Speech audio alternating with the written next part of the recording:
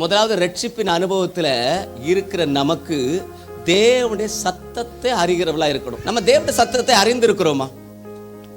இத்தனை ரட்சிக்கப்பட்டு உங்களெல்லாம் பார்த்தா எல்லாருமே ரட்சிக்கப்பட்டு 2 வருஷத்துக்கு மேற்பட்டவர்கள் தான்.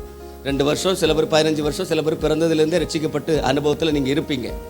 அதாவது விவரம் தெரிந்த நாளிலேருந்து ரட்சிக்கப்பட்ட அனுபவத்தில் இருக்கிறீங்க. நான் சொல்கிறேன்னா, தேவனுடைய சத்தத்தை அறிகிறவளா நீங்கள் இருந்திருக்கிறீங்களா? இது எப்போ அறிஞ்சிருக்கணும்? ரட்சிக்கப்பட்ட புதுசு அறிந்திருக்கணும். ஏன்னா தேவனுடைய ஆலயத்தில் சாமுவேலை கொண்டு அங்க விடப்பட்டிருக்கிறது. ஆண்டவருடைய சத்தத்தை அவன் இன்னும் அறியல. ஆண்டவர் வந்து சொல்லுகிறார், சாமுவேலே சாமுவேலே என்று கூப்பிடும் போது இந்த சாமுவேல் எங்க போய் நிற்கிறாரு? ஏலி இடத்தில் போய் நிற்கிறார். ஏலிட்ட போய் பார்க்கிறாரு. ஏலிட்ட கேட்டு, என்ன நீங்க கூப்பிட்டீங்களா அப்படின்னு யார்கிட்ட போய் கேட்கிறாரு? அப்படின்னா கவனிங்க, சிறு வயதுல நம் தேவனுடைய சத்தத்தை அறிகிறவர்களா இருக்க வேண்டும். சிறு வயதுன்னா ரட்சிக்கப்பட்ட புதிதில்.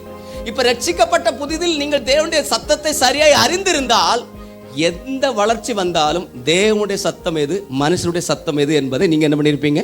தெளிவாய் அறிந்திருப்பீர்கள்.